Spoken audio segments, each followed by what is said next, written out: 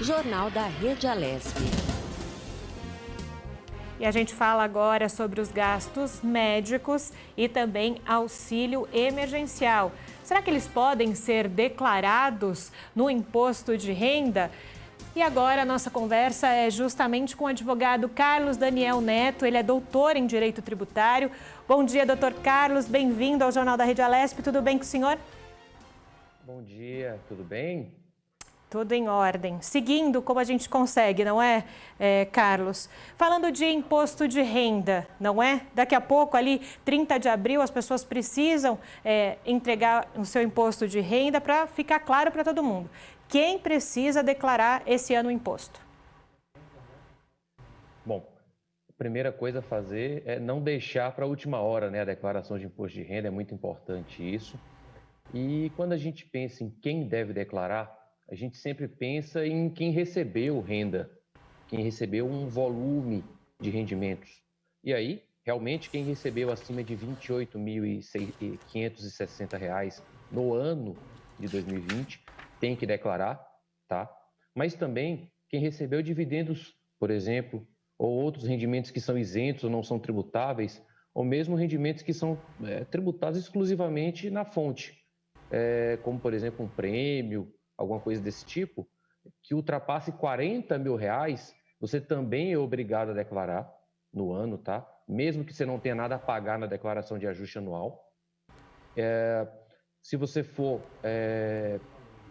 trabalhador rural, acima de 142.790, 798 por aí, do ano, também de receita, você tem que declarar, tá? E em relação ao valor, ele não é o único parâmetro, tá? Para quem tem que declarar. A gente tem também que declarar sempre que a gente apurou ganho de capital.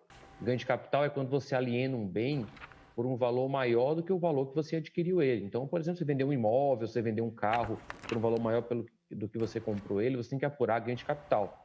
E aí, se você apurou ganho de capital, você tem que declarar isso também para a Receita Federal, mesmo que a gente, falando aqui de um ganho de capital de imóvel, mesmo que esse ganho de capital seja empregado na aquisição de outro imóvel residencial no prazo de 180 dias, que é uma hipótese que a lei traz uma isenção. Então, mesmo que você opte por essa isenção, você também tem que declarar esse ganho de capital. Inclusive, agora que está muito na moda aí com a bolsa em alta, os ganhos de capital em operações em bolsas de valores, bolsas de mercadorias, bolsas de futuros, que estão bem em moda com a Selic baixa. Muita gente tem se aventurado aí nesse setor. Esses ganhos de capital também têm que ser declarados.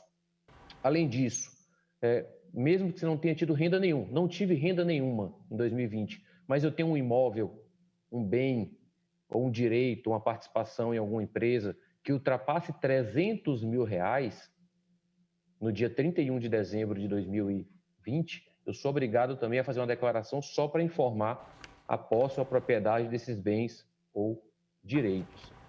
Também, quem eventualmente não era residente brasileiro e passou a ser residente brasileiro e estava sendo residente brasileiro no dia 31 de dezembro, é obrigado a fazer a declaração.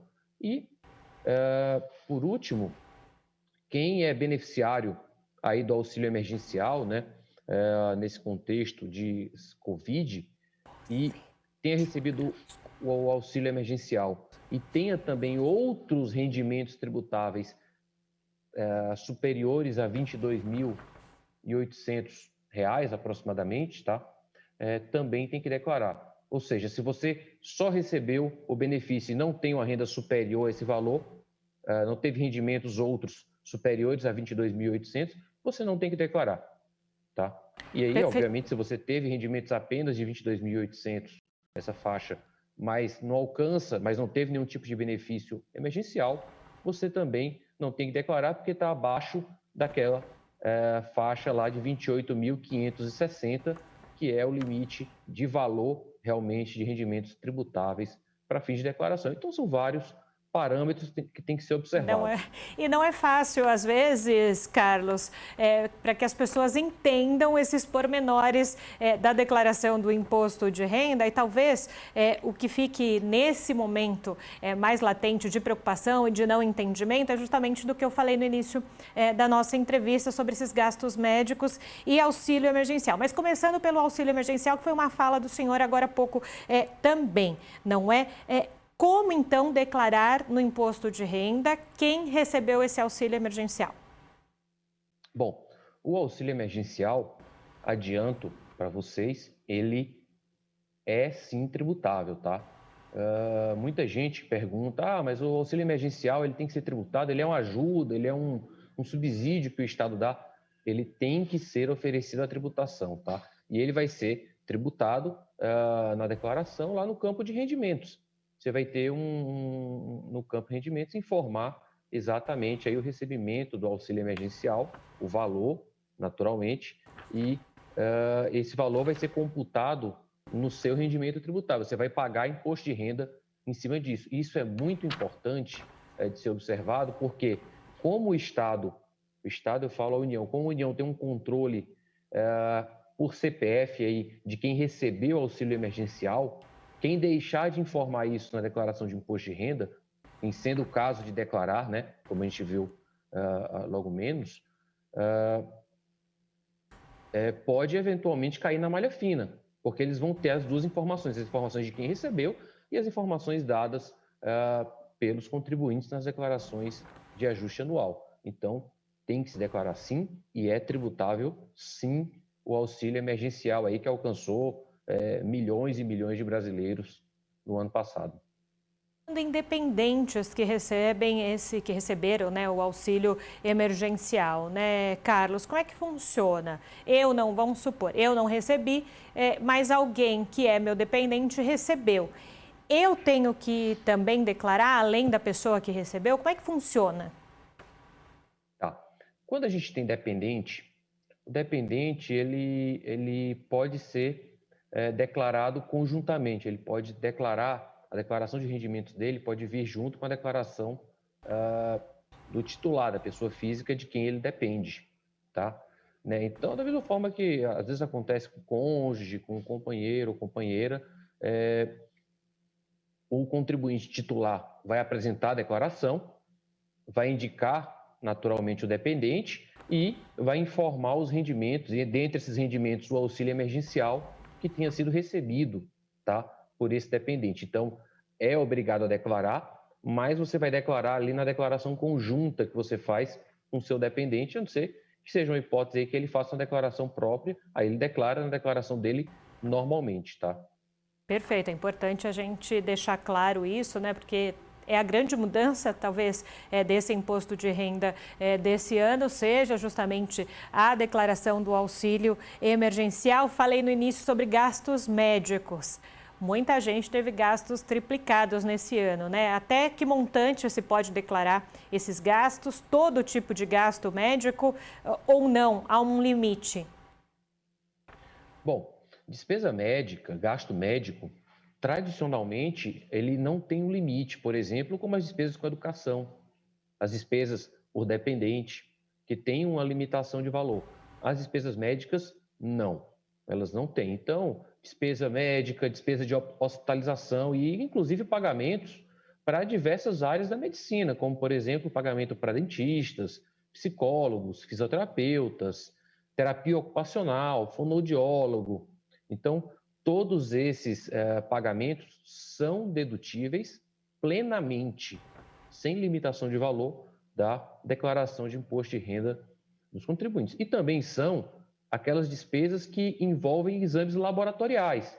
Então, por exemplo, o exame de sangue no laboratório, um exame, uma tomografia, enfim, a série de exames que a gente faz em laboratórios, inclusive serviços radiológicos, aparelhos ortopédicos, próteses aí ortopédicas, dentárias, todas essas despesas médicas são dedutíveis, tá?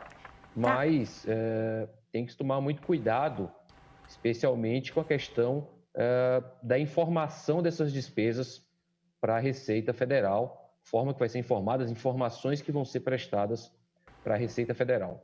E aí, Carlos, eu tenho uma dúvida. Você falou dos exames, não é?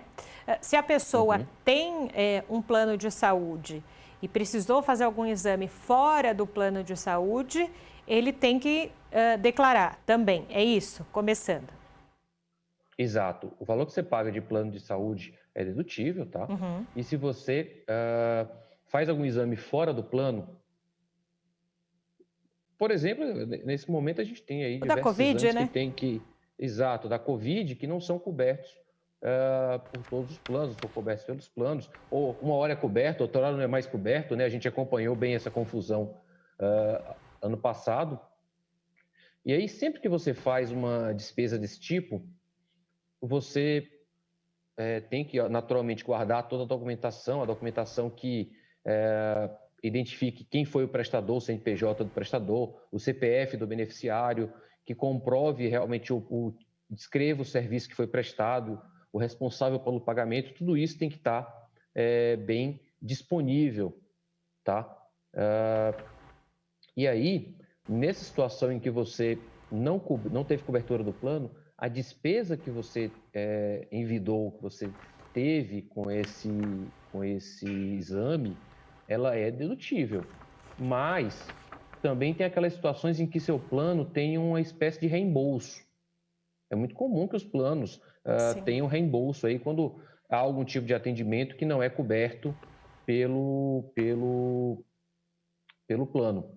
Nesse tipo de situação, o contribuinte tem que tomar o cuidado de quando for declarar, e aí você foi lá, abriu o programa da Receita Federal, lá na declaração vai ter no campo pagamentos efetuados, lá na coluna da esquerda, um campo, uma aba que você clica, e aí você vai poder incluir novos pagamentos. Quando você incluir o pagamento lá, e aí você vai identificar tudo, desde que tipo de gasto foi, por exemplo, o item 21, que trata de hospitais, exames, laboratoriais, e aí você vai identificar todos os dados de quem prestou o serviço, o valor gasto, e nesse campo específico de preenchimento de novos pagamentos efetuados, tem um campo próprio para parcelas não dedutíveis. Então, vamos dizer que você pagou R$1.000 no exame, mas o plano lhe reembolsou 300. Esses 300 que lhe foram reembolsados, eles não são dedutíveis. Então, você tem que incluir na informação essa parcela não dedutível e vai deduzir apenas a diferença, tá? Da mesma forma, também, se for um ressarcimento feito pela empresa. Algumas empresas optaram por ressarcir gastos dos seus funcionários com testes de Covid, por exemplo. Perfeito. É importante essa fala do senhor, Carlos, justamente porque é uma prestação de serviço aqui do Jornal da Rede Alesp, nesse momento em que as pessoas também param para fazer a sua declaração do imposto de renda e tem tantos pormenores, né? Às vezes as pessoas sentam na frente do computador e não entendem muitas das vezes o que é preciso deduzir, o que é preciso dizer para a Receita Federal o que fez, não é? Ainda com relação aos benefícios, falando ainda de benefício emergencial, o benefício emergencial para preservação do emprego e de renda foi disponibilizado pelo governo para redução de jornada ou suspensão de contrato de trabalho. Esse auxílio deve ser declarado? E se sim, como? Bom, benefício emergencial de preservação do emprego e renda, ele tem que ser declarado também, tá? Da mesma forma que o auxílio emergencial, e também ele vai ser tributado. Ele não é isento, infelizmente, ele não tem previsão de isenção. Você tem que ir lá no campo de rendimentos tributáveis, informar o recebimento do benefício emergencial de preservação de emprego e renda e esse valor vai ser computado junto com outros rendimentos tributáveis que você tenha recebido ao longo do ano e vai ser tributado.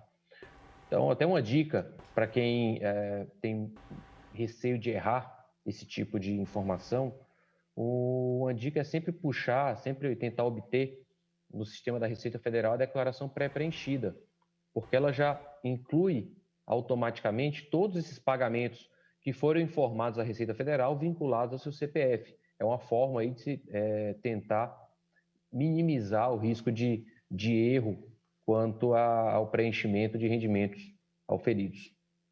Perfeito, Carlos. Quero te agradecer pela sua contribuição de hoje aqui no Jornal da Rede Alesp, falando de imposto de renda, que logo mais, dia 30 de abril, precisa ser entregue. Então, são dúvidas muito importantes que todo mundo em casa agora conseguiu, um pouco com a sua ajuda aí, ele estudar melhor. Obrigada. Imagina, obrigado, um abraço. Obrigada a você. Lembrando então, pessoal, até dia 30 de abril tem que fazer a declaração de imposto de renda, como o Carlos disse pra gente.